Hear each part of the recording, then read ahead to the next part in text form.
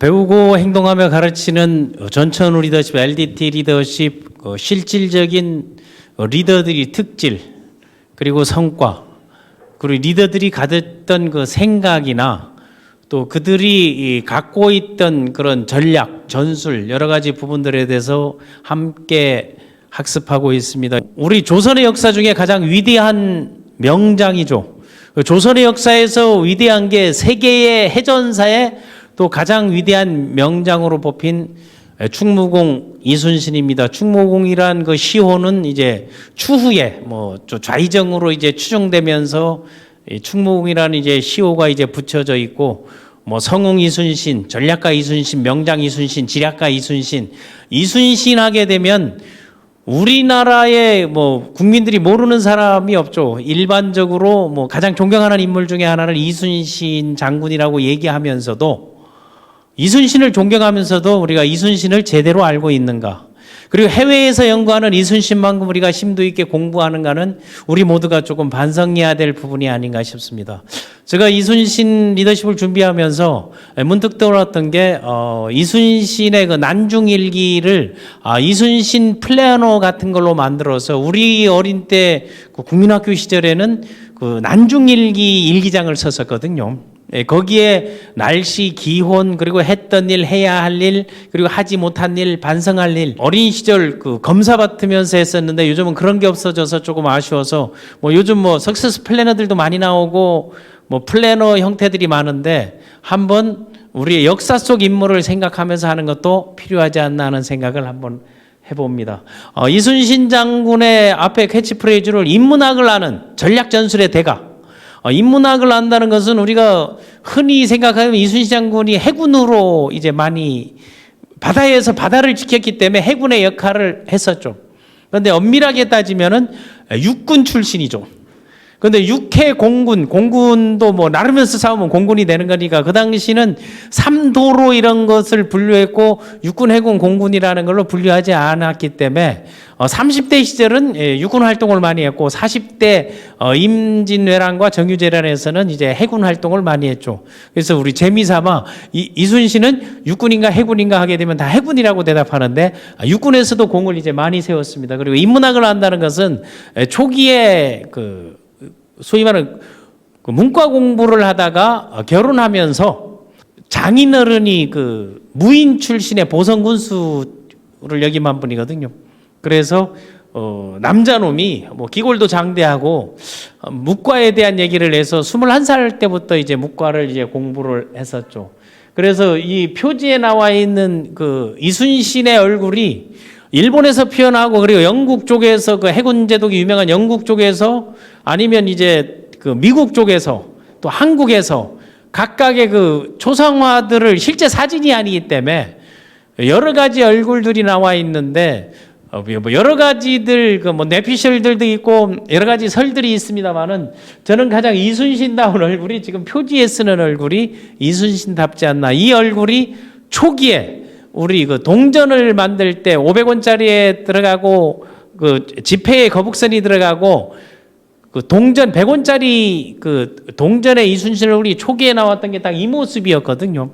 그런데 이건 여러 가지 설입니다만은 일본에서 한국은행에 항의해가지고 너무 이제 무섭고 공포스럽고 일본 사람들이 보기만 하면 질린다 해가지고 온순한 이순신으로 바꿨다는 설. 이건 설입니다. 썰만 있었다고 여러분들 알아두시면 되겠습니다. 이순신을 알면 리더십이 보인다. 우리가 천만 이상 관객을 하던 명랑이라는 영화가 이제 전 세계 호평을 받고 또 안 본 사람이 없죠. 또 하나는 이순신의 임진왜란의 과정을 일일이 기록했던 우리 3대 저상 중에 하나는 서해 유성룡 선생이 있었던 징비록. 그 징비록 원본도 일본에서 갖고 있잖아요. 일본에서는 우리 조선의 수군들에 대한 연구를 엄청나게 하고 있고 그것을 바탕으로 다시 재침략 이런 기반들을 마련했던 거죠. 한마디로 해서 이순신이 없었더라면 우리는 벌써 300~400년 전에 300~400년 훨씬 이전에 일본의 침략으로 인해서 히라카나 가다카나를 배우고 있고 대통령들은 다이묘 정도 하고 있지 않았었나 하는 겁니다. 그러나 조선을 이순신 그 한 몸이 지켜냈다는 사실. 그리고 그 한문, 이 한반도만을 지킨 게 아니고 이 아시아 일대, 뭐 중국이라든가 동남아 전체를 그들도 인정합니다. 이순신이 없었더라면 우리가 일본의 속국이 되었을 거라고 할 정도로 이순신의 역할은 대단했다는 거예요. 그래 뭐 불멸의 이순신, 이순신 장군, 뭐 한산대첩 여러 가지 영화 드라마들이 많이 나왔는데 이게 바로 이 울들목에 있는 그 이순신 상입니다. 갈 때마다. 그런데 이제 TV에는 이 앞에서 숭어잡이 하는 그 낚시로 숭어잡이 하는 게 더 많이 나오고 있는데 우리 뭐 그건 재미삼아 이제 한번 지나면서 보지만 그 숭어들이 물살이 센 데가 이제 많이 나오는데 물살이 그만큼 울들목이 세고 이제 울들목 울림 명자 이 소위 말하는 그 바다의 울음소리가 들린다는 건 뭐 영화에도 이제 잠시 이제 나오는 건데 그렇다면 우리가 왜 임진왜란이 일어나고 정유재란이 일어나게 됐는가 그 원인들을 역사 속에서 한번 살펴보게 되면 그 1592년도에 일어나고 1492년도 크리스토퍼 콜럼버스가 그 아메리카 대륙을 이제 발견한 거죠. 그쪽에 제 입장에서는 그걸 발견하면서 그 유럽의 열강들이 해양 진출이 상당히 많았을 때죠. 그러니까 그때 뭐 선교사들이라든가 많은 사람들이 뭐 표류하던 사람들, 떠돌아다니는 사람들 이런 것들을 이제 많이 쓰고 있죠. 뭐 13세기 때부터 뭐 동방견문록부터 쭉 이제 마르코폴로가 이런 걸 쓰면서 나오면서 콜럼버스가 지구는 여기까지 아니고 저기 이제 아메리카 대륙을 발견하고 새로운 땅들이 생겨나면서 이제 소위 말하는 그 해양에 대한 진출 그리고 새로운 대륙에 대한 점령 이런 것들이 이제 많이 생겨나올 건데 우리나라는 그 16세기 초반이죠. 그때가 종 광인효연 숙경영 뭐 이래 나오잖아요. 예성영중 임명선 이렇게 나갈 때 그 당시에 그 붕당 정치가 한창 시작될 때요. 붕당 정치라는 뭔가 하게 되면 지난번에 정조 그리고 다산 정약용 할 때도 그 우리가 붕당 우리끼리 싸우는 걸 얘기하는 게 아니라 뭐 사림과 훈구에 대립해서 뭐 공부하러 산으로 들어가고 옆으로 지방으로 내려가고 얘들이 하면 안 되고 쟤들이 반대를 위한 반대 그 역사가 안타까운 것은 21세기 4차 산업혁명이 진행되는 지금도 그 역사의 그 줄기의 흐름과 그 소위 말은 그 이만한 찌끄레기들이 지금도 그런 정치를 하고 있다는 건 우리가 개탄할 노릇이라는 거예요. 그 당시 한국 그 조선의 사회는 20년 가까이 그 당시 그 짧은 기간 내에 그 사화, 기묘사화, 갑자사화, 무호사화, 을사사화 이런 사화들이 막 일어나는 거예요. 누가 음모를 했다, 누가 무슨 왕을 꿈꿨다, 누가 무슨 이런 그 또 뭐 처가가 어떻고 이제 소위 자기네끼리 싸우고 있는 그런 사화들이 이제 많이 이제 생겨 나오니까 혼란이죠. 그 내부 혼란. 조선이 혼란하고 있을 때 일본도 사실은 그때 이제 혼란기였거든요. 그 대망에 나오는 그 소위 말하는 오다 노부나가라든가 아니면 그 도요토미 히데요시, 도쿠가와 이에야스. 도요토미 히데요시는 이것도 이제 하급 출신이 돼가지고 쇼군이 안 되고 관배까지 올라갔다고 지난번 사카모토 로마 할 때 얘기를 잠시 이제 거론을 했었는데 도요토미 히데요시가 이제 딱 정권을 이제 잡아 놓으니까 이 다이묘들 간에 이제 거의 전쟁과 한 300개 되는 그런 대명들, 다이묘들 그 지방 호족 세력들하고 서로 싸우고 서로 뭐 닌자 거북이 보내고 죽이고 이런 것들이 생겨나니까 그 돌파구를 바로 그 대륙에 대한 침략으로 그걸 찾았던 거죠. 그래서 그 정명향도라는 걸 얘기하면서 우리가 명나라를 갈 테니 조선은 길만 비켜주면 된다. 이런 식으로 사람들 보기에 왜 사신 안 보내냐 해서 그 개지랄을 털었던 게 바로 이 도요토미 히데요시. 아마 나이 든 사람들은 풍신수길 한자 용어로 이래 배웠는데 이 과대망상적 성격에 아주 난폭하고 이 특징이 또 그 뭐 게이샤들을 데리고 살고 또 기집질을 잘하고 이런 것들이 아주 심하죠 이제. 그러니까 이게 이 술 담배 여자를 아주 즐기는 그런 그 도요토미 히데요시. 그런데 오다 노부가 나갈 때도 그런 것들을 그 조선과 중국 그때는 조선보다 중국에 대한 침략 이런 것들을 많이 생각했으니까. 그쪽에 이제 진출하는 것들을 언급하고 얘기했던 기록들이 그 포르투갈 신부들의 그 일본 그 외전사 이런 것들을 보게 되면 이제 많이 나와 있는데 새로운 영토 전쟁을 한다는 것은 우리끼리 싸우지 말고 저쪽에 가서 나가 싸우면 저 큰 땅덩어리 다 줄게. 그게 일본에서 다이묘들이 뭔가 하면 그 쌀 몇만석 이걸 가지고 그 영주들을 그 나와바리들을 정하고 할 텐데, 이제 조선만 침투해서 올라가게 되면 그 땅 나눠주니까 다이묘들이 다 좋아하는 거야, 이 새끼들이. 그럼 갑시다 해가지고 우리도 할게요. 그러니까 그 다이묘 쪽에서 그 사무라이들, 무사들, 뭐 구루지마라든가 뭐 카토기요마사라든가 이런 그 소새끼 개새끼 뭐 오기니 무슨 일본 놈들 이진이산시가 다 나오는 거지. 얘네들이 무조건 들어갈게 여기 가면서 이제 한국통들 그때 그쪽에는 그 외놈들 했을 때는 거의 해적 수준이었죠.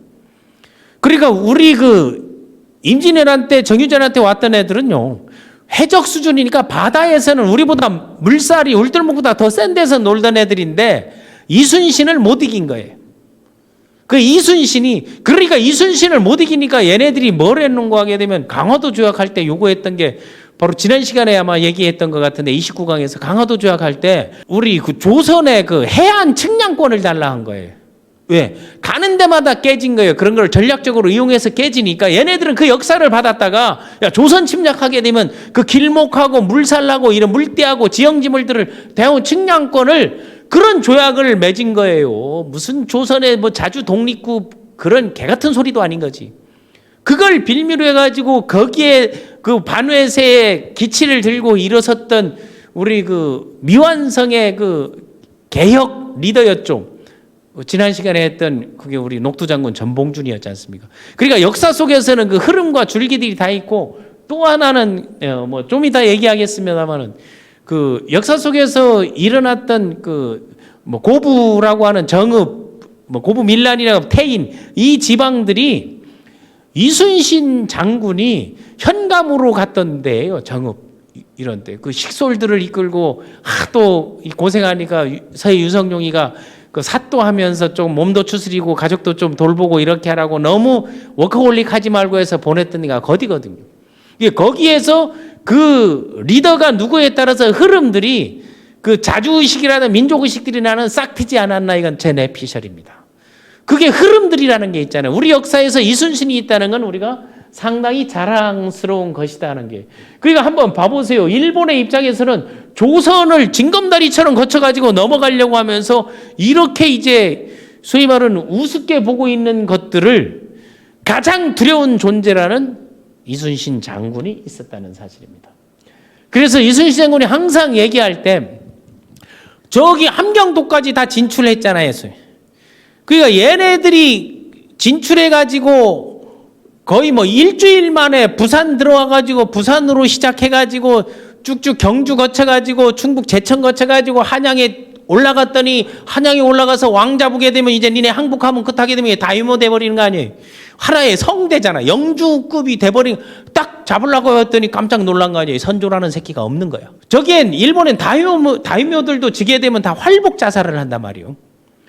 활복 자살을 하고 하는데 여기는 왕이라는 새끼가 도망을 가가지고 전략에 당황하게 만든 거야. 그 도망간다고 모든 걸 다 없애버리고 하면서 그 도망가면서도 저 뒤에 홍어 시켜 먹고 그 지금식으로 그러면 도망가고 있는데 전쟁하고 있는데 택배 배달시켜 먹은 놈이 선조라는 새끼라. 이런 인간들이 리더로 있으니까, 지도자로 있으니까 나라가 개판이 안 될 수가 없는 것이죠. 선조가 잘했던 건 딱 하나 있어요.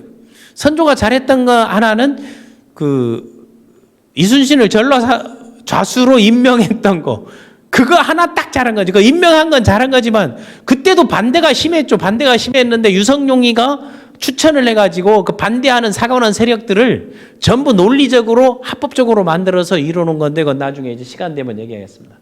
그래서 여기에 그 이순신이 항상 도리를 다 했다고 하는 것은, 왕이 그렇게 열등감을 가지고 자기를 그 아들 새끼 광해군까지도 그렇게 했죠. 정말 전장에서 싸우고 있는데 앉아가지고 탁상공론을 하고 있는데 답답하고 한스럽지만 왕으로서, 군왕으로서 도리를 다 지켰다는 거예요.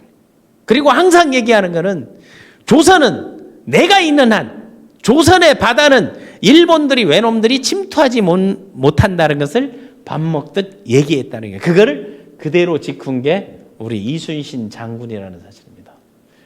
그래서 조선의 바다는 내가 지킨다 해서 그 이순신에 대한 나는 이 초상을, 저는 이거를 가장 선호하고, 보기만 해도 위험이 있고 그리고 용맹스러워 보이잖아요. 이게 초기에 이 사진들이 많았는데 각자 그리는 게 다 틀려가서 누가 진짜인지는 그거는 뭐 여러분들의 이제 판단에 이제 맡기겠습니다. 이순신이 위대한다는 것은 우리가 그냥 이순신 장군 임진왜란에서 그냥 왜군을 물리쳤다 정도로 생각하는 게 아니고 세계 해전사에서 가장 위대한, 그리고 영국의 그 밀리터리 전문 기관지에서 2019년 5월로 표지 인물로 이순신이가 딱 나왔거든요.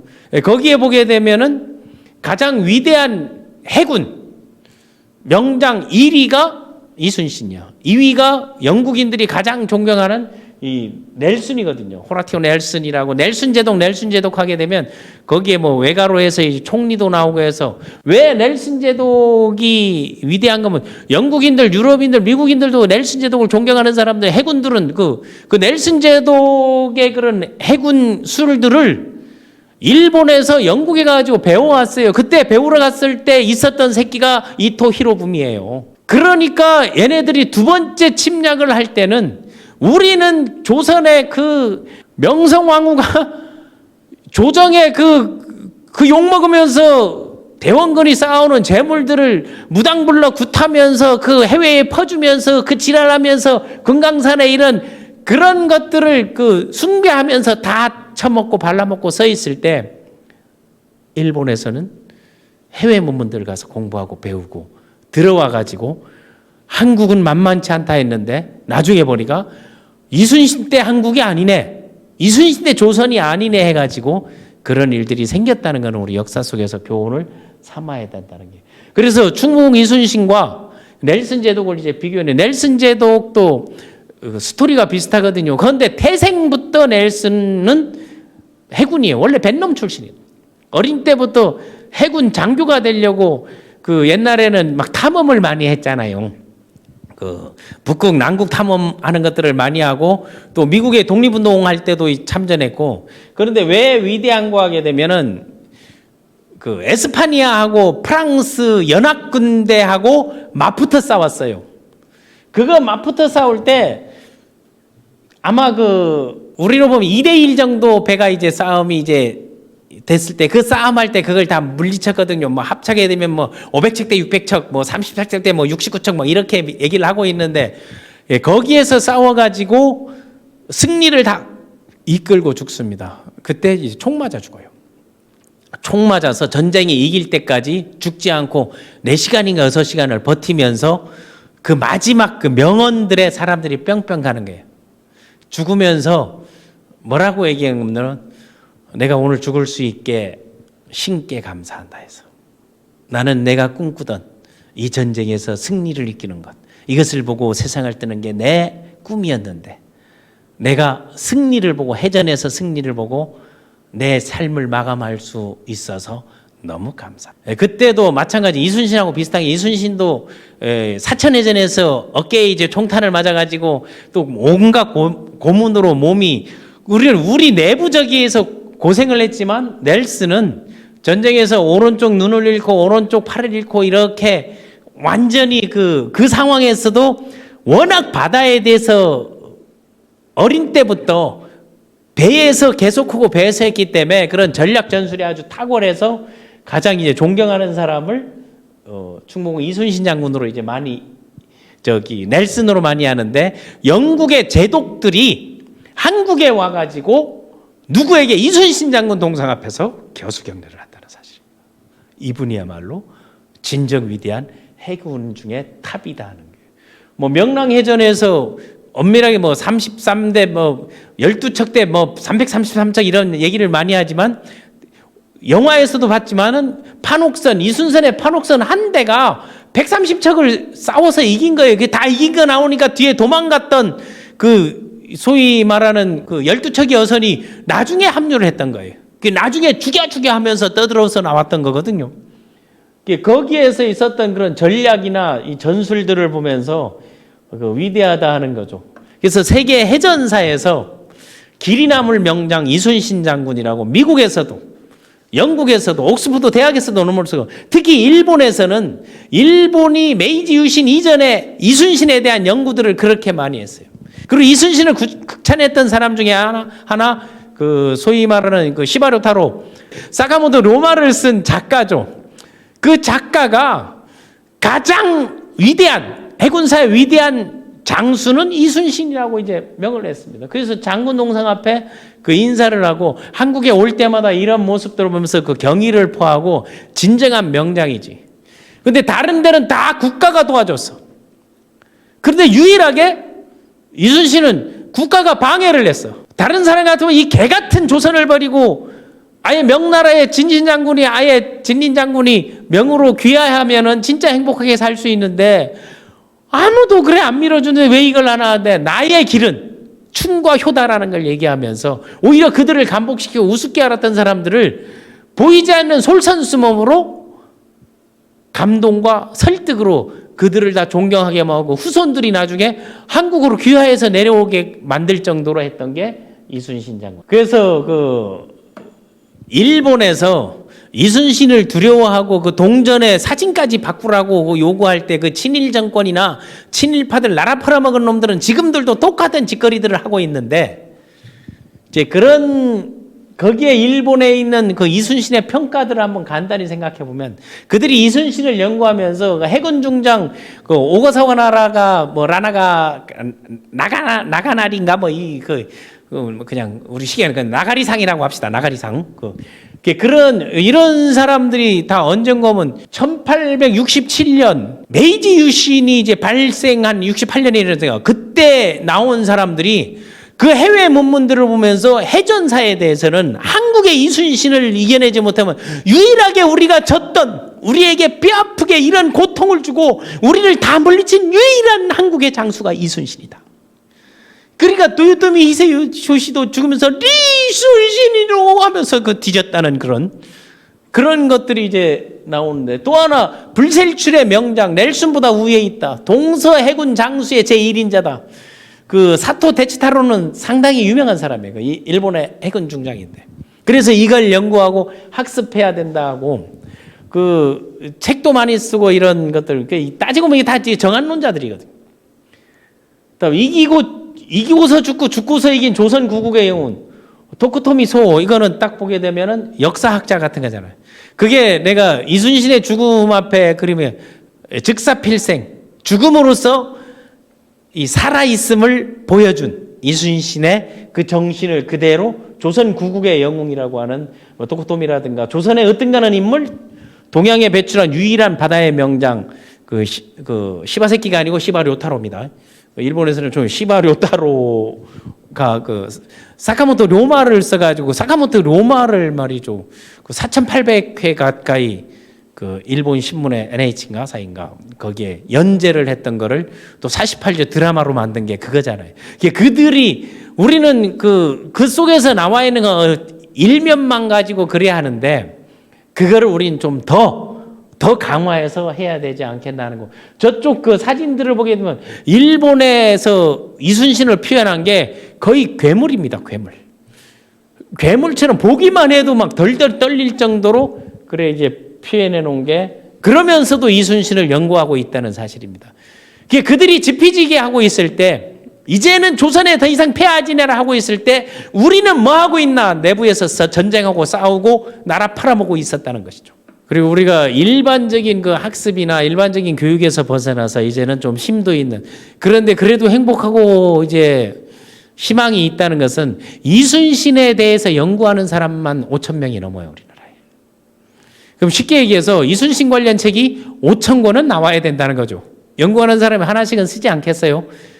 그래서 이순신에 대한 연구학자들이 많고 또 그걸 정리하고 하는데 시제나 내용들이 각기 이제 그 관점들이 틀려가지고 이게 그 민족사관에서 쓴 거, 식민사관에서 쓴 거, 그리고 야매로 쓴 거, 자기 이제 뭐 강의하려고 쓴 게 여러 가지들이 있는데 그런 책들 중에서 그래도 그 난중일기라든가 이런 것들을 바탕으로 그 강의 형태로 쭉쭉 읽히게 잘 써놓은 게 보게 되면 그 최근에 나온 그 역사학자 역사를 가장 역사답게 가르친다는 황연필 선생의 이순신의 바다책 고책을 한번 읽으면은, 요 강의를 듣고 읽으면은 좀 이제 흐름 같은 게, 거기에는 보니까 그 전쟁 내용들이나 전략 지략들을 상당히 잘 써놨어요. 23전 23승 했다는 거 기록, 45전 40승, 뭐 60전 60승, 그 잘 자란 전투들이 있거든요. 그런데 그 왜 패는 없고 무승부가 있나 하면은 그게 뭔가 하면 다 도망가게 한 것들이 있어요. 엄밀하게 따지면 45전 40승인데 5번은 얘네들이 다 쫓가 몰아낸 거죠. 들어오다가 겁나가지고 하이방 도망가는 이런, 예, 그런 것들을, 그거를 얘는 선조 한테 이 새끼들이 배우지 않았나 하는 게, 가서 안 되면 도망가지 않았나 해서. 그래서 선조가 일본에게 큰 가르침을 준 거는, 이래 딱 봐가지고 안 될 것 같으면 도망가라 하는 거를 그 오전 중에 있지 않은 거는 그냥 강의 중 팁으로 얘기하는 겁니다.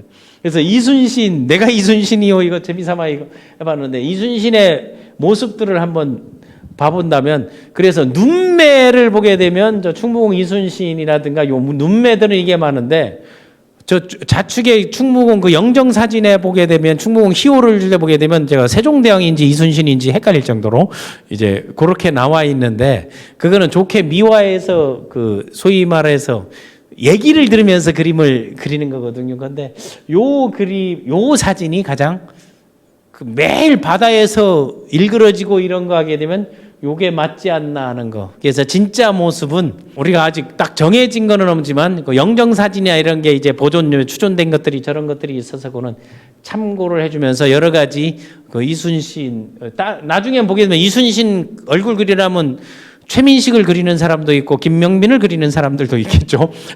그게 흘러다 보게 되면 비슷한 건데, 보니까 유성룡, 서해 유성룡은 실제 유성룡하고 얼굴이 비슷해요. 그런데 또 유성룡은 뭐 우슬기 역할을 한다든가 아니면 뭐 구루지마 역할, 그 일본 외장 역할로 이제 많이 나왔었는데, 나중에 보겠습니다.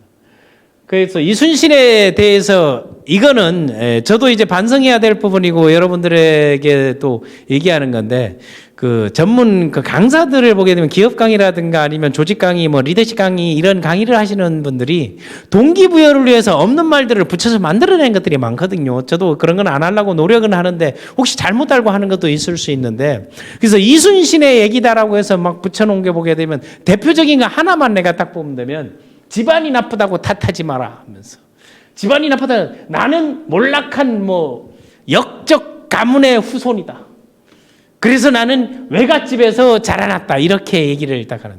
근데 외갓집에서 자라는 게, 그 당시는요 결혼하면 처가살이들을 좀 할 때예요, 그러니까 아버지가. 그리고 그 정말 이거 팩트 체크를 해보겠냐면, 이순신은 어린 시절 가난하지도 않았고, 그리고 몰락한 집안도 아니고 짱짱한 집안이었어요. 아버지가 당장 그 큰 벼슬, 그러니까 정호품 이상을 못했다 해서 뭐 종육품 이 정도는 다 했거든요.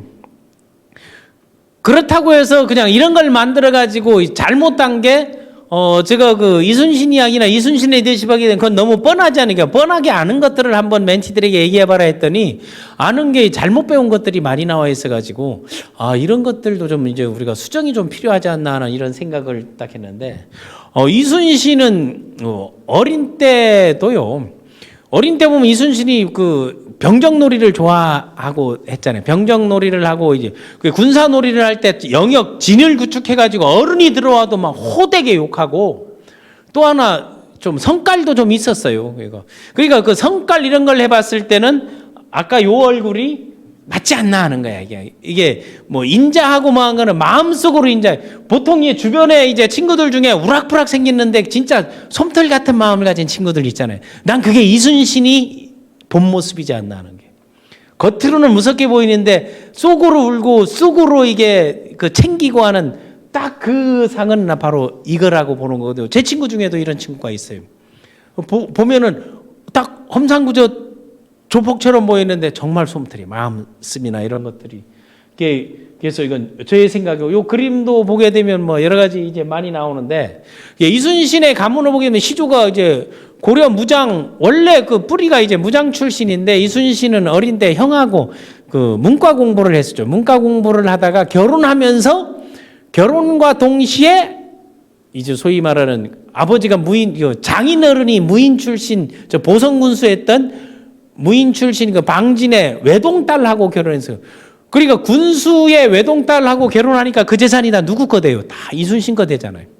또 하나는 그 어머니 초계변 씨가 아산에서 상당히 잘 나가고 잘 살았어요. 그 어머니가 나중에 그 재산, 요즘 말로 그 재산 증여 서류까지 다 쓴 게 아산 현충사에 가면 다 있어요. 그 자료들이 이제 다 있는데, 이거를 꼭 이렇게 해야만이 위대한 사람이 된다고 하는 게, 그게 징기스칸도 똑같은 걸 썼거든요. 그게 그 징기스칸 후손들이 한 게 아니고 강사들이 만들어낸 거예요. 그게 어렵다고 탓하지 말라, 환경 탓하지 말라, 이 말 하려고 없는 말 만들어 붙인 거예요. 징기스칸도 쿠빌라이 칸의 손자잖아요. 그리고 징기스칸의 그 원래 그 뿌리가 누군가 하면 대조영의 후손들이에요. 우리 그 발해 때 상당히 재산이 많았거든요. 그리고 재산의 그를 지금 시가로 해서 영토를 땅으로 하게 되면 손가락 안에 들어갈 정도거든요. 그 덕수이 씨인데, 이 덕수이 씨 중에는 덕수이 씨들이 상당히 꼬들꼬들하고 대표적인 게 율곡 이이 선생이 덕수이 씨 아니에요. 이 덕수이 씨인데 그 이게 황해도 쪽에 그 개성 근처 덕수이 씨 하니까 지금 그 덕수이 씨 그 율곡리가 있는 데가 어딘가 뭐 지금 경기도 파주 이쪽 그 황해도하고 연결돼 있는, 거기에 가게 되면 그 탑도 정자탑도 있거든요. 그 정자탑을 이 선생이 선조가 도망갈 때 그거를 불태우게 해가지고 그 밤에도 도망갈 수 있게끔 길을 열어줬다는 그 이야기가 있는데, 오대조가 성종 때 홍문관 대제학을 냈고 증조부는 뭐 사원부 장년 거쳐가지고 암행어사까지 했었으니까 짱짱하고, 단지 이제 할아버지가 거기도 이제 성균관 생원 출신이고 초시 합격호가 있는데, 그 설에 의하면 상중에 결혼을 시켜가지고 곤장을 맞았다는 그런 기록들은 있다고 합니다. 곤장을 맞아가지고 그 소위 말 별정직에 있었지, 그래 뭐 하지 않았다는 거하고 뭐 사형제가 있었다는 거 이런 거는 이제 참고로 하고, 또 하나 훅수저라고 자꾸 성공한 사람들, 특히 이제 마케팅이나 네트워크 하는 사람들은 성공만 하면 옛날에 어려웠다니까. 지금은 안 어려웠던 사람들이 성공하는 시대인 거예요. 준비했던 사람이 성공하고 학습한 사람이 성공하는 시대이기 때문에 이거 좀 인식을 좀 바꿀 필요가 있고, 이순신의 어머니가 이거 밝은 문기라 하죠. 이것도 현충사에 가면 다 기록이 있어요.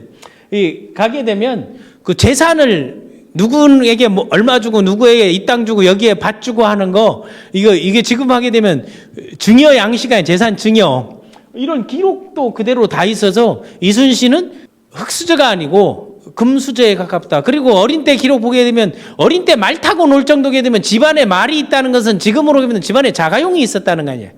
자가용을 운전면허 없이 몰고 나갈 정도의 그걸 됐었고, 또 이제 그 어린 때부터 그런 지략 전략이 뛰어나가지고 그 애들 뭐 눈먼 애들을 속여가지고 뭘 한다든가 이런 것들은 그 전략이나 이런 것들이 그럴 때는 그런 기준이 없을 때니까 그런 게 이제 탁월했다는 게 다 기록에 남아 있습니다. 기록을 바탕으로 우리가 그 이순신의 단순하게 명랑회전, 노량회전, 한산대첩에서 이겼다 이런 것보다는 이순신의 댐댐이야, 이순신의 그 자기개발, 학습, 배우고 인내하고 그리고 솔선수범하면서 어떤 삶을 살아서 지금 후손에게 어떤 걸 물려주고 있는지들을 한번 우리가 배워야 되지 않겠다는 거예요.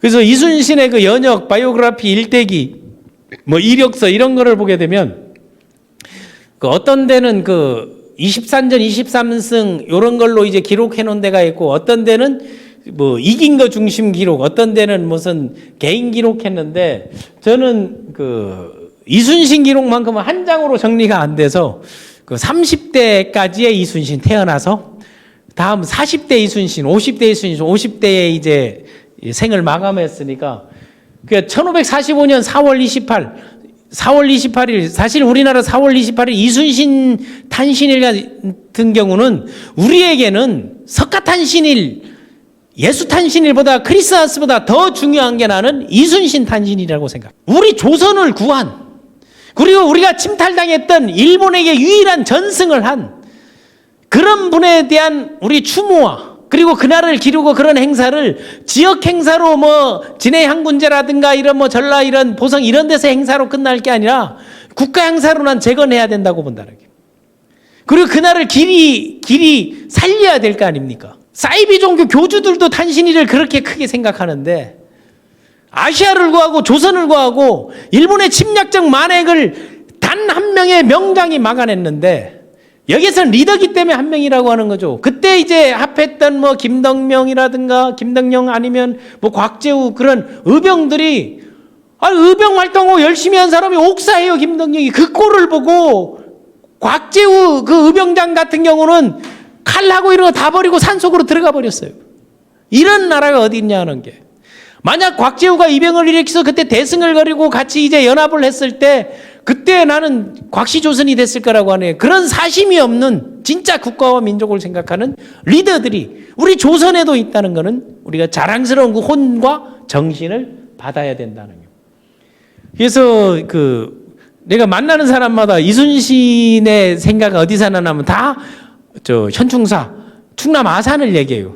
그 아산은 청소년기에 그 외가로 이제 갔을 때고 외가가 잘 사니까 이제 그쪽에 이제 많이 컸었는데 원래 지금 보게 되면은 건천동에서 말을 건이잖아요. 내천에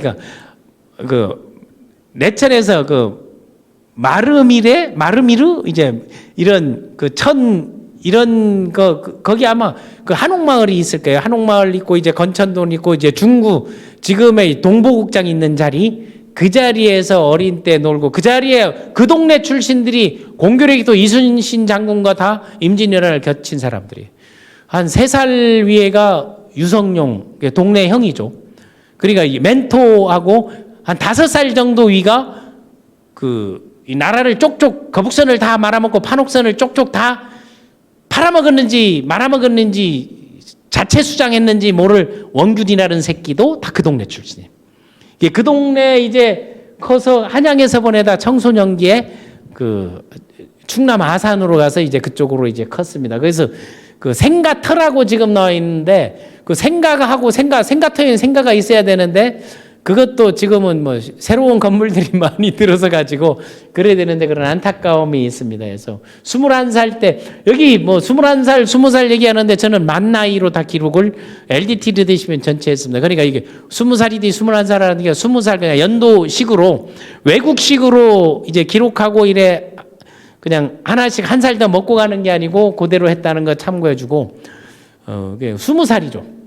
20살에 결혼해가지고 스라의 사남 일녀 중에 한 사람은 이제 서자예산하고 한 사람은 어부딸인가 그렇게 될 거예요. 실진한 거는 삼남 일녀가 이제 낳은 거로. 다음에 뭐 21살 때 장인이 무인이 되라고 자꾸 문과에 대한 줄기도 뿌리도 조상도 시조도 다 무장이었는데 무슨 앉아서 책 읽고 있냐고. 이게 내 뇌피셜로는 앉아서 글 읽은 얼굴 상이하냐는 나가서 싸워야 돼. 그리고 힘쓰고 막 그거 해야지 뭐 앉아가지고 근데 글을 많이 읽고 책을 좋아했어요. 그 인문학적 소양이 아주 강했죠. 그런데 27살에 혼자 독학으로 이제 그 당시 힘들었던 게 무과가 상당히 힘들었어요. 왜냐하면 실기 시험이 있었단 말이에요. 거기에서 이제 병법 시험 이런 거 있는데 실기 시험에서 말해서 낙마해가지고 어린이 동화에 많이 봤던 게 버드나무 가지를 꺾어가지고 쓰러져가지고 남들 부러져 죽을 줄 알았는데 끝까지 완주해가지고 낙방을 하고 그리고 이제 3년 후에 정기시험, 무과시험, 병과에 합격했는데 33명 뽑을 때니까 얼마나 지금 우리가 고시 변호사 시험 뽑을 때 한 1,500명 뽑거든요. 옛날에 고시도 사시도 300명 때 뽑을 때가 있고 이제 1,000명 때 뽑을 때가 300명 때 뽑을 때 사람들은 전국에서 1등에서 300등까지 나올 때인데 33명 뽑을 때 실기 그러니까 한 체대 정도 나오고 실기와 병법과 이런 걸 다 했을 때 12등 했어요.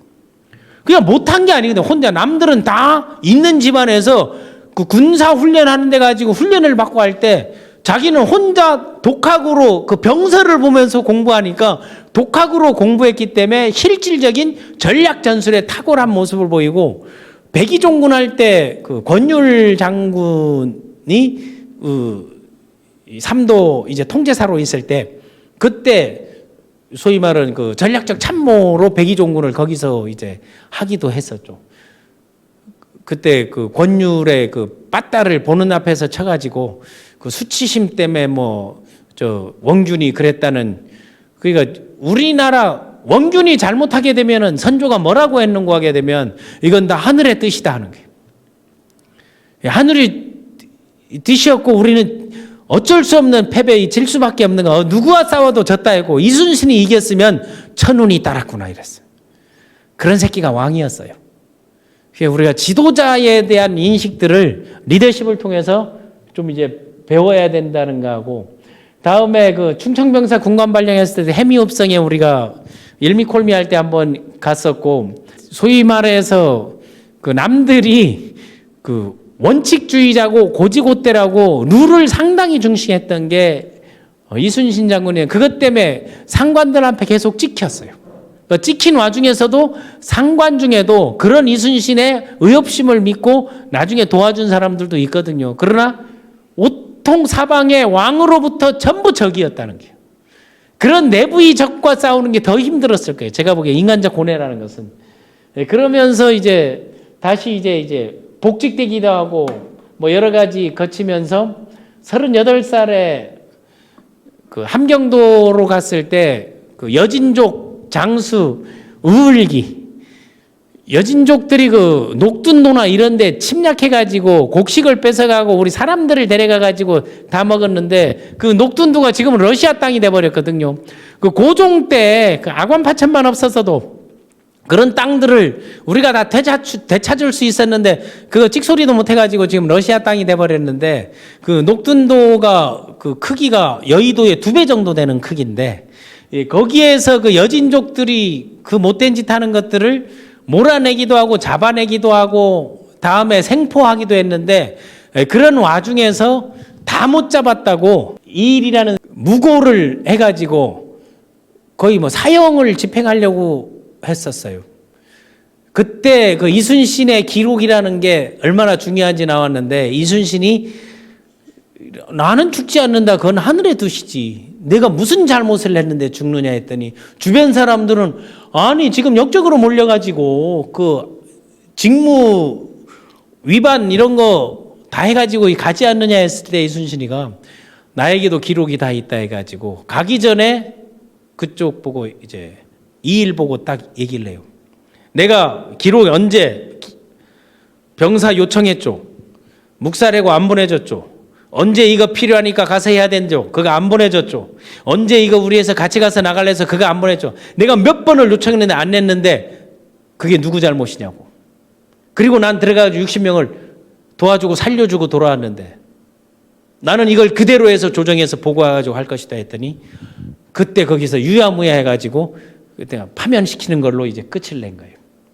그 다음에 여진족 장수 우울기, 그게 최종병기 활에 여기에 보게 되면 그 유성룡이가 맡았던 그 활에 나왔던 여진족의 활을 잘 쓰는 거를 이순신 장군이 생포했어요. 그 공로로 이제 나중에 다시 청거되고 여러 가지 하는데, 여기 보게 되면 충무공 이순신 생가터 해가지고 저 빌딩이 아마 신도 빌딩인가 그럴 거예요. 생가터만 쓰고 보면은 그 동보극장이 있고 옛날 그 충무로잖아요. 그 충무로. 그래서 충무로인 거예요. 거기 이제 충무로 이제 주로 있는데 요것만 남아 있어 가지고 그 도로 걷다 보게 되면 바닥에 이순신이 뭐 명언이라든지 이런 거 정도 있는데 약간 아쉬움이 있죠. 여기는 이제 그 소위 말하는 그 현충사, 아산 이제 현충사입니다.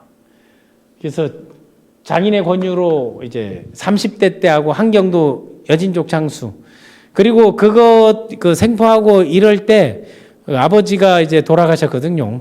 돌아가셔가지고 그것도 못 듣다가 나중에 딱 소식을 듣고 걸어가지고 자기 이제 아버지를 한다 해가지고 바로 이제 내려옵니다. 내려와가지고 그 아산에 와서 3년상을 지내요. 그 도리를, 아버지는 3년상을 지내면서 이제 나중에 복직이 되긴 하는데, 이순신 장군이 어머니도 전쟁 중에 그리고 아들 이면도 전쟁 중에 이제 이렇거든요. 그땐 죽을 때 가보지도 못했어요.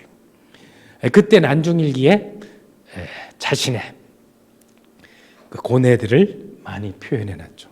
그런 모습을 보게 되면 상당히 충과 효의 도리를 다했던 그런 장수고 리더였습니다.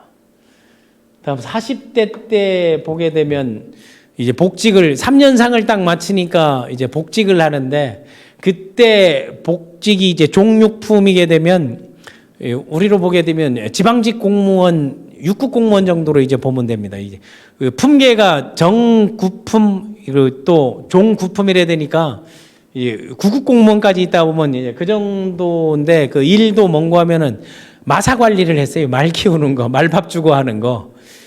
그러니까 궁중에 그걸 관리했는데, 야, 이순신이가 너무 아깝다. 이런 사람을 여기에 이걸로 쓰고 있는데, 그때 그 말 관리도 그렇게 잘했대요. 주어진 임무에 대해서는 불만하지 않고 충실하게 다 했고, 보름 후에 이제 얘기들이 떠돌고 이동하면서 가다 보니 여진족 우울기 생포하는 거라든가 이런 여러 가지 하니까, 그 당시 이제 또 유성룡이 조정에 있었으니까 동네 형이잖아요. 이렇게 천거해가지고 조산보 만호 종사품으로 이제 승진하면서 가갑니다. 이제 거기로 가고 이제 8월에 이제 녹둔도 이제 둔정관은 뭔가 하게 되면 군인보고 이제 밭 관리하는 거, 이 토본 그 지방에 이제 이런 것까지 겸직하면서 여진족들 백성하고, 또 이때도 사실은 이 일의 모함으로 이제 아까 얘기했던 거 이제 백의종군을, 이때 아마 백의종군이 첫 번째거든요. 무마시키고 뭐하고, 다음에 그 이일이든 아니면 뭐 이경록 이런 무장들하고 같이, 그러면 사람만 보내라네, 혼자 가서 잡아오니 있으면 된다 해가지고 가가지고 대승을 거둬요. 여진족 공격 대승을 했더니 그 공을 이일이 가로채가지고 이일만 유명세를 탑니다. 우리나라 선조가 제일 좋아했던 장군이 신립 장군이거든요. 뭐 신립은 어찌 되었느냐, 신립은 어찌 되었느냐, 이게 많이 나왔는데 그 신립도 깨졌잖아요, 결국. 아마 신립도 자결했을 거예요. 그런데 그 여진족 공격 대승했을 때 신립과 이일이 최고의 장수라고 선조가 그렇게 귀가 멀고 눈이 멀고 이런 아참하는 것만이 좋아했었죠. 그리고 이때 뭐 정읍 태인 현감으로 가고, 이때 이제 40대 때 하나에 뭐 하게 되면, 그때 뭐 신만양병설도 많이 나오고 율곡 선생이라든가 이런 선생, 율곡하고 이순신을 연결시키려고 서해 유성룡이가 율곡 앞에 얘기했던, 율곡은 나이가 한 7, 8살 더 많죠. 더 많은데 학렬로는 이순신이가 삼촌뻘인 거예요. 그러니까 유성룡이 볼 때 항상 그 이순신을 볼 때마다 참 너도 징하다 징해. 그 징하다가 하다가 이제 징비록을 쓴 것 같은데, 그렇게 좀 왜 그렇게 융통성 유도리가 없이 알아서 편하게 갈 수 있는데, 그래 원리 원칙을 지키면서 고지고대로 하면서 그 고생을 사서 하냐고. 그 율곡도 덕수이신 것 같은데 한번 만나서 이제 다리 놓고 연결해서, 그러니까 이순신 장군이 덕수이 씨가 그래 맹활약하는 거 이율곡이고 너무 기뻐가지고 이순신을 한번 만나게 해달라고, 내가 한번 직접 한번 만나보고 싶다고. 그 황해도나 이 개성이 쪽에 이율곡도 다 그쪽 가고 해서 소문들을 다 들은 거예요. 여기에 이제 봤더니. 그리고 이제 덕수익 씨 이제 본산들 아니에요. 그리고 또 하나는 이순신이 이제 결혼해서 군 생활할 때 장군들이 자기 딸을 소위 말하는 첩으로 삼아달라 해도 나는 도리상 일개 그 병사가 어떻게 장군의 딸하고 이거는 도리에도 많지 않고 다 거절을 했거든요. 그렇다고 이순신이 첩을 안 둔 거, 그 당시는 뭐 첩을 다 둘 때니까 첩이 있었단 말이에요.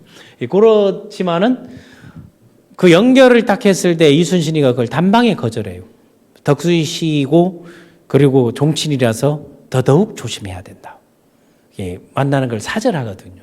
그래서 그 청거를 하고 뭐 할 때도, 그러니까 그런 것들의 내용들은 서신을 많이 주고받았기 때문에 유성룡하고도 그 거북선, 나대용인의 거북선이 제작할 때 그 앞에 만들었던, 태종 때 만들었던 그런 것들을 자료 보내주면서 사람 이야기들하고 그런 기록들을 계속 써와서 보냈기 때문에 일본이 심상치 않다 이런 것들을 계속 얘기했죠. 그래서 전라자수사로 이순신을 딱 유성룡이가 청거한 거예요. 이 사람을 보내야 된다. 지금 우리가 이렇게 혼란스럽고 일본이 호시탐탐하는데 그 일본 사실 이제 뭐 김성일이하고 이래 와 보니까 한 사람은 준비하고 있다, 한 사람은 걱정 없다 하고 뭐 사신 보내라 이래 했더니 그런 그 말을 개같이 듣고 있었지. 그 시간에 술 먹었을 거야 분명히. 그 비싼 안주 해가지고 그 도망갈 때 보니까 그 딱 나오는 거거든요. 그게 정사를 돌봐야 되는데 이런 그 아첨하는 말들을 듣고 그 귀에 이제 들은 방긋도 안 해가지고 그랬을 때 사관원들은 그때는 붕당 정치할 때니까 뭐 서인동인 남인 해가지고 저쪽에서 얘기하면 무조건 반대를 위한 반대하고 이쪽에서 하면 찬성을 위한 찬성, 틀려도 옳다고 딱 한데 그 왜 이순신이 안 된다고 하느냐고 딱 했더니 아유 생각해보라고 종육품에서 어떻게 정산품으로 그 계단을 따지고 보면 그 3계단 같지만 정 이래 하게 되면 6계단, 7계단을 그 월담할 수 있냐 했더니 그 종사품까지 하지 않았느냐고. 그거 너무 파격 인사다. 이거 안 된다 해서 딱해. 그럼 절차를 밟아야 된다니까 그때 유성룡이가 잘한 거 딱 하나. 그리고 선조가 잘한다고 하는 거 그래 유성룡 말이 맞다 한 거 딱 하나 했더니까 걱정하지 말라고 내가 이거 한다고 해서 바로 발령을 딱 내요. 그 발령을 내면서 뭔가 진도군수로 발령을 딱 내요. 진도군수 발령 내게 되면 이게 종사품이거든요. 그 다음 이제 3단계 이거 보니까 한 2단계씩 딱 올려가지고 다음 종삼품으로 신안 참사로 딱 발령을 내요. 발령 내가지고 발령지로 이제 또 이제 가고 있는데 또 거기서 발령을 내버려요. 전라자수사로 해가지고. 자, 다 됐지. 니들이 떠들던 그런 개 같은 소리들 하지 말고 절차 다 밟았어. 그리고 전라자수가 딱 됐을 때 그게 나는 선구안, 해안, 사람을 보는 눈이라고 보는 게.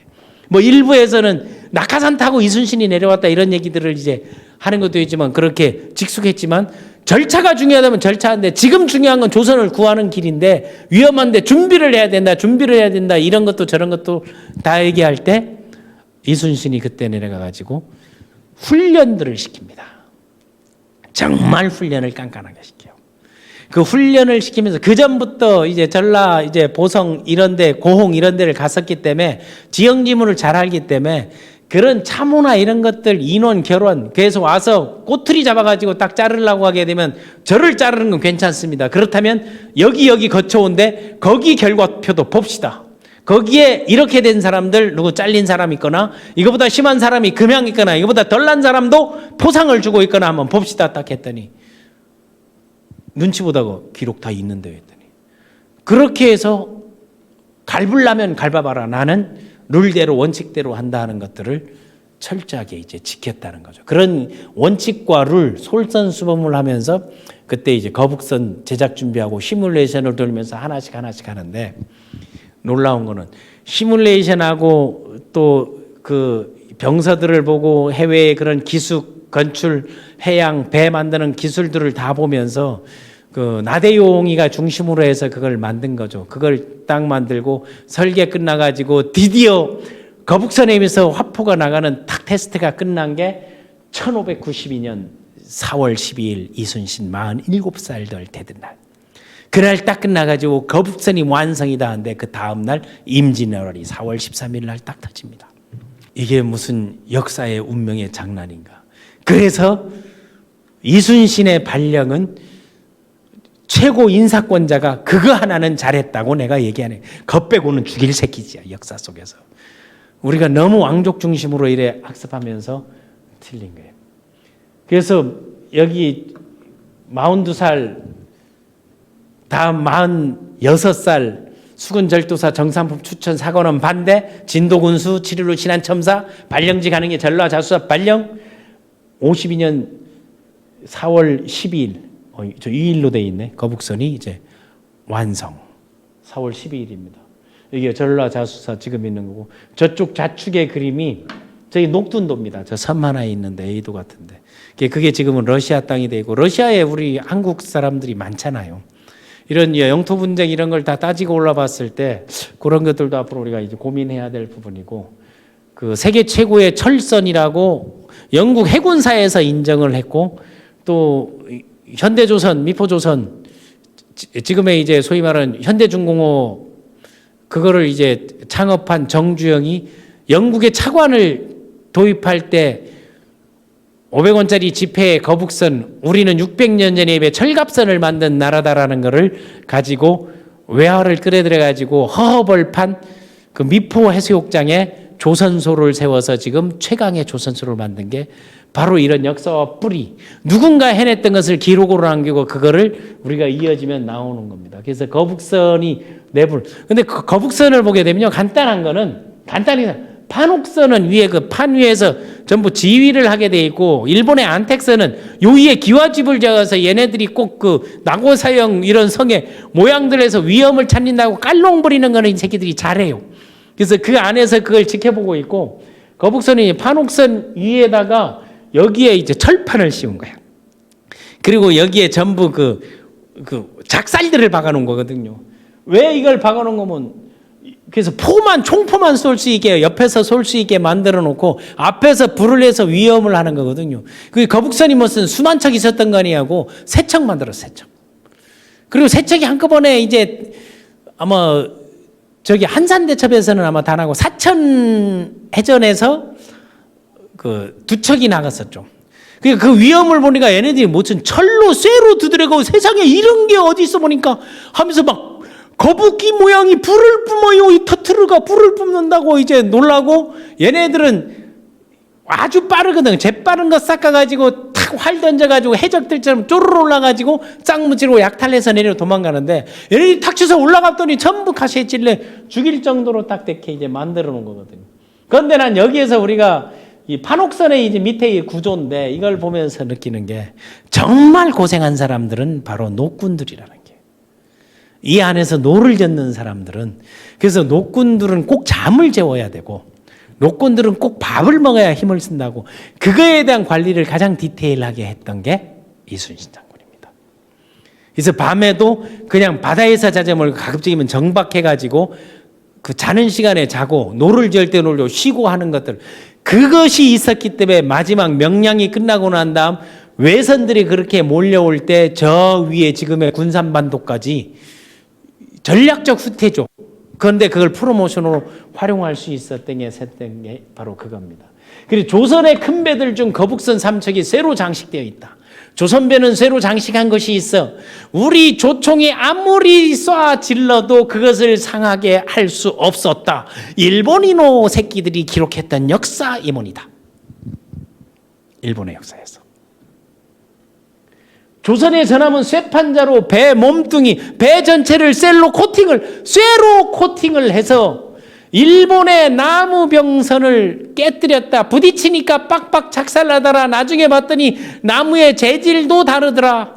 그리고 못질도 다르더라. 이게 얼마나 정교한 기술이다. 이게 얼마나 우리의 과학적 발전상이 그 안에 들어있는가를 볼 수 있고, 세계에서 가장 오랜 철갑선은 실로 조선 사람이 처음으로 발명한 것이다. 이게 1883년 영국 해군 기록. 이런 것들을 보면서 일본이 그 천일간의 그 이자카와 그 유람단이 1000개 쓰면서 돌면서들 이런 걸 하나씩 보고 그 이후에 나온 것들을 보고 그런 걸 정리하게 이제 돼 있던 거죠.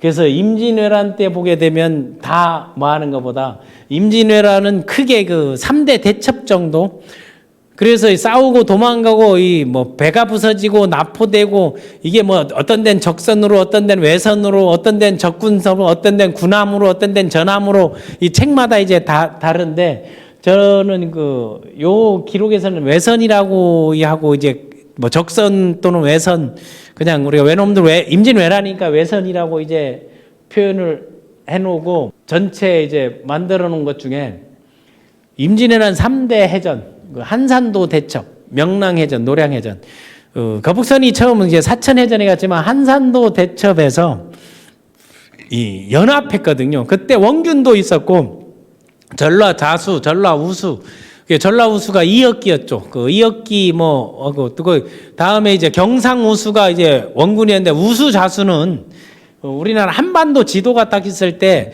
그 서울 한양에서 딱 서울 우리 지도에서 임금이 딱 앉아서 남쪽을 바라보면서 거기에서 3도가 나누는데 그 바로 밑에가 이제 충청도, 다음 오른쪽이 전라도, 왼쪽이 이제 경상도였는데, 거기에서 임금으로 보는데 임금에서 봐서 임금의 오른쪽은 우수, 왼쪽은 자수. 그게 전라우수, 전라자수, 경상우수, 경상자수. 그 네 개 선에서 임진왜란의 해전들이 거의 다 일어난 게 거기에서 일어난 게 처음 들어올 때 그 부산포로 들어와 가지고 저 한경도까지 진출하게 이제 만들었는데 이 곡창지대 호남 평야를 지나서 여기에서 곡식들을 거두어 가지고 서울에서 갈라먹으려고 했는데 그걸 다 막아버렸던 게 누구다? 이순신 장군이라는 거예요.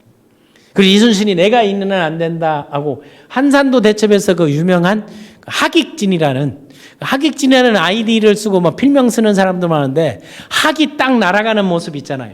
이렇게 이 가운데 딱 이 거북선이 딱 있는 거예요. 그리고 판옥선을 딱 두고 이 뒤에다가 줄줄줄줄줄 이 배들을 딱 모아가지고 그걸로 유인을 했던 거예요. 왜? 그 한산도를 여러분 가보면 알겠지만 이 그림이 여기 있나요? 이 한산도 요거는 재현했던 건데 저게 하객진의 전략전술인데 한산도가 이 섬이 많은 데는 뭐가 많아요? 여가 많아요. 이 다이빙 하는 사람, 낚시하는 사람들 낚시하기 좋은 데죠. 낚시하기 많은 거면 여라는 거는 보이지 않는 그 섬이 바다 밑에 있는 섬들이 많기 때문에 배가 오다가 받치기가 이제 쉽단 말이에요. 그러니까 우르르 못 가는 건데 그거를 유인해야 되는데 이때 이순신이 그들이 밖으로 큰 바다로 나와야 된다는 건 첫 번째 하나. 안으로 들어 싸우면 얘네들이 전부 거제도나 이런 데로 남해 쪽으로 다 올라가 버리게 되면 걔들이 또 약탈을 하게 배고프니까. 그럼 우리 민생이 이제 파탄 난다 해가지고 어쨌든 바다로 인해서 싸움은 우리가 하고 조선의 백성들에게는 피해를 주지 말자 하는데 이래 딱 들어오는데 이게 사람 이제 모이니까 원균 같은 놈은 지금 뭐 하냐고 공격하고 지금 싸워야 돼 공격한다 그러니까 그 난중일기에서 참 이 개똥도 모르는 새끼가 장군으로 앉아 있어가지고 지랄을 하고 그리고 그 모함이나 했었고 그 난리들을 이제 피고 있는 건데 그때 뭐 누가 그 원균이 무슨 칠천냥에서 뭐 다 말아먹고 팔아먹은 건 얘기를 하지 않으니까 이순신 얘기를 해야 되니까 그래서 그거를 하나씩 끌어내면서 한쪽에서는 원균 한쪽에서는 그 이역기군하고 이 안으로 하면서 바다로 딱 오니까 이걸 탁 압축해서 들어와가지고 완전 포획해가지고 완전 박멸을 해버리거든요. 그 박멸을 하고도 얘네들이 한산섬 그 달 밝은 밤이니까 한산도로 딱 기어 올라가게 되면 또 이제 거기 자리를 잡을까봐 이순신은 끝까지 그 사람 완전히 섬멸할 때 동안 제발 요 한쪽에 원균 보고 이거 좀 지켜라. 쟤네들 도망 못 가게 해가지고 이거 토벌하고 와서 한다니까 길을 쓰고 이놈들이 딱 덤벼드니까 그때 외장을 못 잡은 거예요. 도망가 버렸어요. 원균 새끼가. 그래서 거기에서 이제 도망갔는데 어차피 연합 하객진에 이제 대승을 거둔 게 바로 이거였고 뭐 납포도 많이 하고 배들도 생포하고 반파시키기도 했고 그래서 이 정유재란이 딱 일어난 거죠. 그거에서 이제 맞들였는데 요 앞에서 원균 새끼가 한 지랄은 뭔가 하면 이때 그 한 10,000명 가까이 죽었거든 일본들이. 그 10,000명 가까이 죽은데 원균은 바다 무태 일본 놈도 귀 자르는 일들만 해서 도망가면서. 그래서 그거 마다리에 가가지고 내가 다 잡은 거라고 해가지고 포상받고 그 지랄을 했던 놈이 원균이. 그리고 이거 우리가 다 잡고 이거 한 걸로 들이밀 때 이순신은 무슨 소리냐고. 여기에 공은 이역기가 더 크고 여기에 이 수군들이 얼마나 공이 큰데 그걸 다 빼고는 그 이름들을 하나씩 다 올렸어요. 그래서 이역기가 이제 포상을 받고 이랬다. 그런 기록이라든가 그 공을 상대에게 주는 것들도 아주 이제 탁월했다는 거죠. 그래서 칠천량 회정에서 원군이 거북선 3척하고 판옥선 12척을 그 이제 만들어 놓은 것들을 쪽쪽 다 말아먹었어요. 그래서 그때 이제 그 유명한 우리에게는 12척이 배가 남아 있습니다 했던 그 유명한 말을 했던 게 그때 이제 다시 와서 봤더니 수군 통제사로 임명해서 그 임금의 교서를 받은 거 아니에요. 이것도 사실은 이순신을 썼을 때 이제 했던 이런 것들이 그때는 어쩔 수가 없어요. 어쩔 수 없이 져가지고 이때는 뭔가 하면 오히려 이순신한테 선조가 부탁하는 입장. 아유 어떻게 이거 다 말아먹었는데 이거 뭐 원조도 이순신은 다 알아서 자급자족을 했고 원규는 뻑하면 뭐 보내달라 뭐 다 보내줬더니 개새끼 개판을 만드니까 권율이가 수군들 보는 앞에서 곤장을 때린 거 아니에요. 그래서 그 개지랄을 했을지도 모른다는 거예요. 강의 중에 제공합니다. 그냥 지랄로 바꾸겠습니다. 그래서 이제 명랑이 일어났을 때 이 해전도에 물살이 셌는데 일본 수군 134척하고 조선 수군이 13척이 있었는데 맨 앞에는 바로 이순신의 판옥선이 있었죠. 한 대 1대 133으로 싸운 거예요. 이게 나중에 이제 합쳐졌는데 여기 보게 되면 해남 울동목 여기 진도하고 해남 이게 붙어 있잖아요. 그래서 그 물대하고 그 어부들 조원구하고 이거 만드는 걸 다 해가지고 여기에서 대승을 이제 거두죠. 이 배를 보게 되면 그 위에 이제 잠시 보면 여기 나오지만은 그 새끼 훈해가 배라는 선이라는 말인데 일본의 그 석선 이 돌선이라고 하고 뭐 새끼 훈해 이런 것들이 그 왜군이 군선이거든요. 군선은 뾰족하게 돼 있어 가지고 되게 빨라요. 이게 빠른데 회전이 안 돼. 회전하면 넘어지는데 우리 밑에가 평평하니까 늦은데 이게 빙빙 돌아.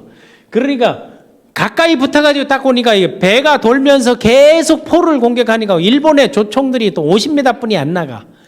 우린 이제 100m 나가는 활들을 그 활 연습들을 얼마나 시켰는지 불 붙여 보내고 쏘고 보내고 이런 것들을 만들어 가지고 왜군들을 부시고 저 명랑 해전도가 여기 있는 거죠.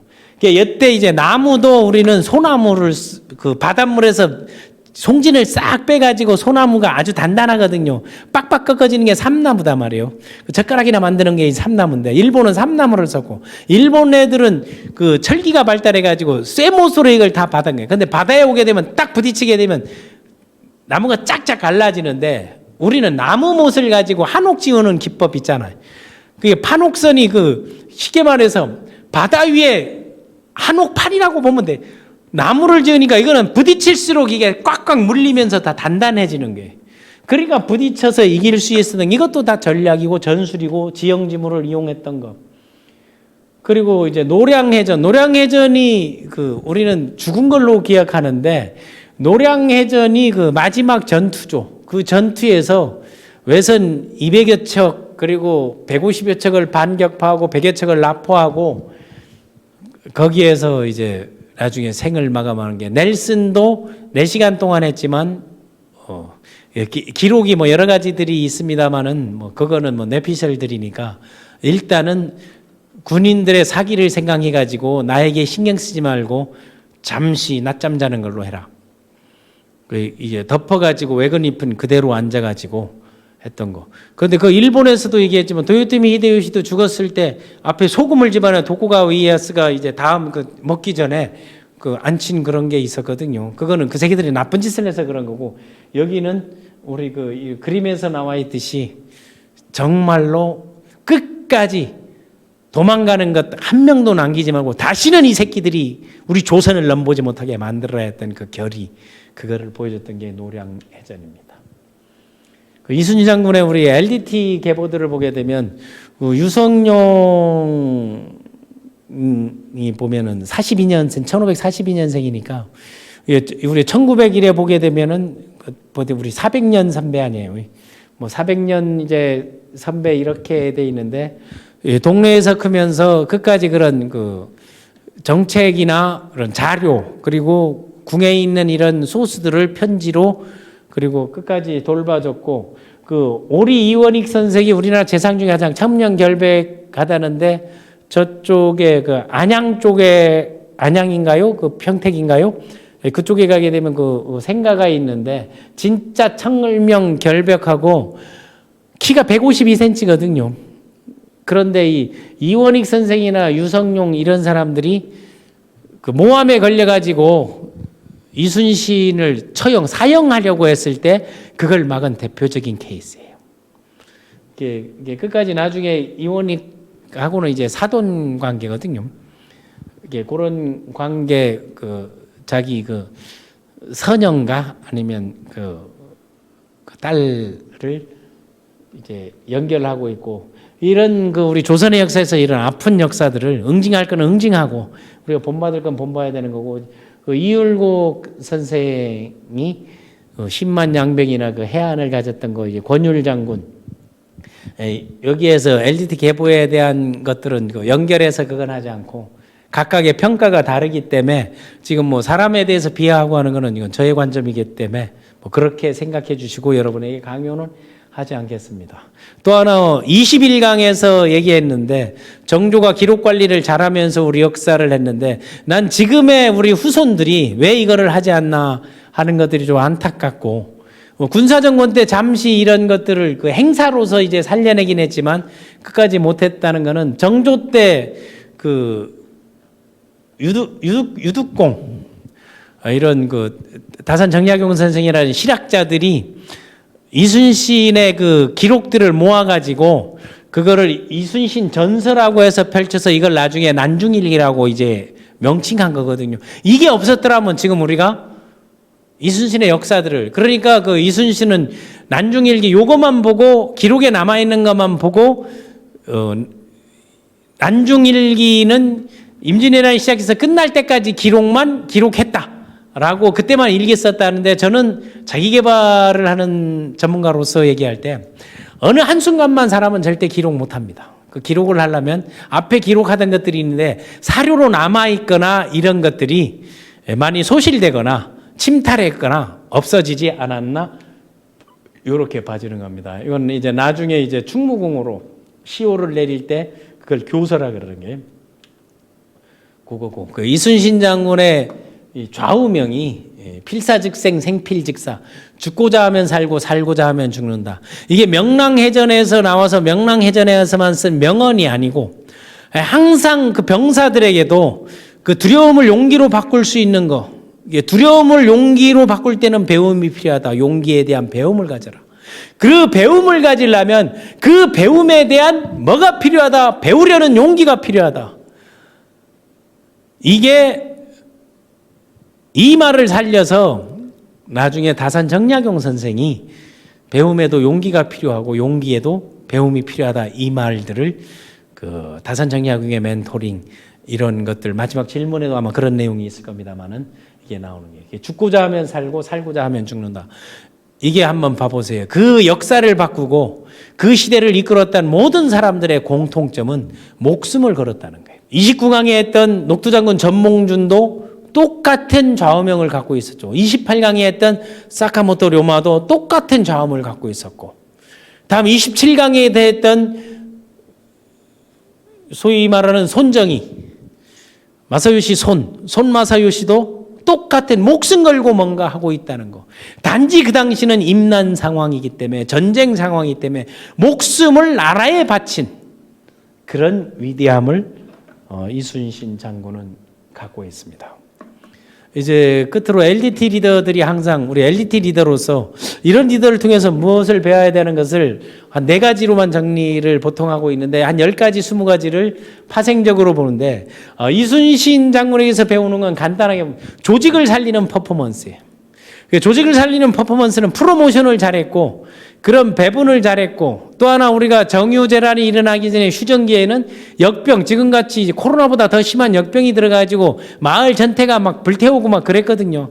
그때도 민간으로 돌아가서 이순신은요 제사를 지내줬고 그들을 위해서 무엇을 할 것인가 하는 게 그게 바로 나중에 그 정신을 나는 정주대왕이 받아가지고 역병 관리를 난 잘했다고 보는 거예요.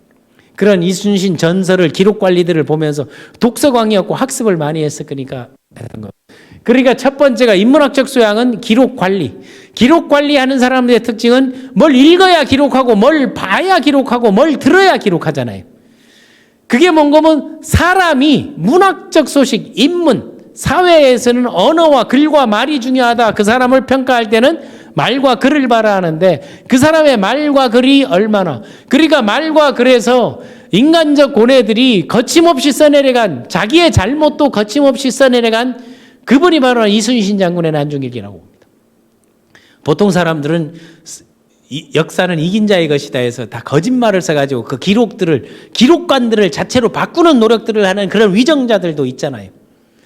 그리고 그들을 못 살게 했던 사람들이 역사 기록이 다 나쁘게 나와 있고 구워 삶은 사람들이 좋게 나와 있고, 그러나 정직했던 사람들은 사필기정, 결국 역사가 누군가가 그걸 찾아준다 할 때 그런 기록 관리하는 거라든가 생각하는 사고력, 그리고 말과 글, 이런 것들이 일찍이 문학적 소양, 문과를 준비하면서, 그래서 무과 시험을 볼 때도 깜짝 놀랐던 게 병법 시험이 월등했던 거예요. 그 평균 점수를 싹 끌어올렸던 거예요. 다른 거는 좀 특이해. 그런데 이거는 탁월해. 그래서 그걸 어디서 했느냐 했더니 그게 옛날에 이제 병법에서 봤습니다. 그러니까 나중에 그걸 한 권율 장군이 나중에 그 병법 백의종군 할 때 옆에 앉아가지고 멘토링을 하라 해서 오히려 멘토링을 했었어요. 권율 장군의 멘토링을 한 그런 전력도 이제 갖고 있는 거죠.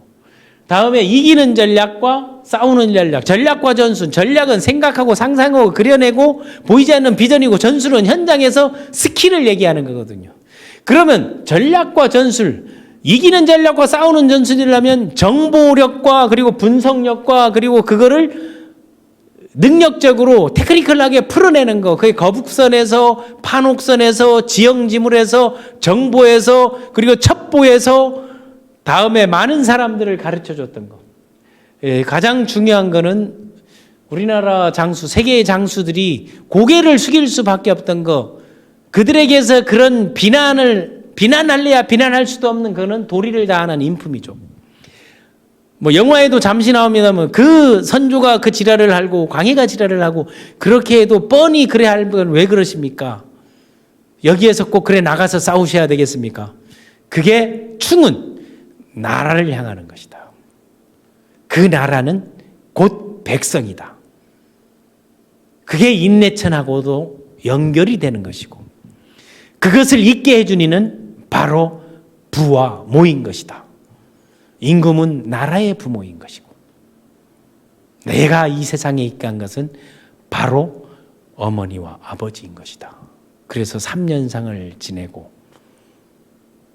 그 어머니를 보내고 자식을 보내고 그 가슴 아파하고 그 쌀어린 것들을 글로 쓰고 그 시름시름 하면서도 한산섬 달 밝은 밤에 그 시를 쓰고 마음을 표현해내고 기록 관리를 했다는 것.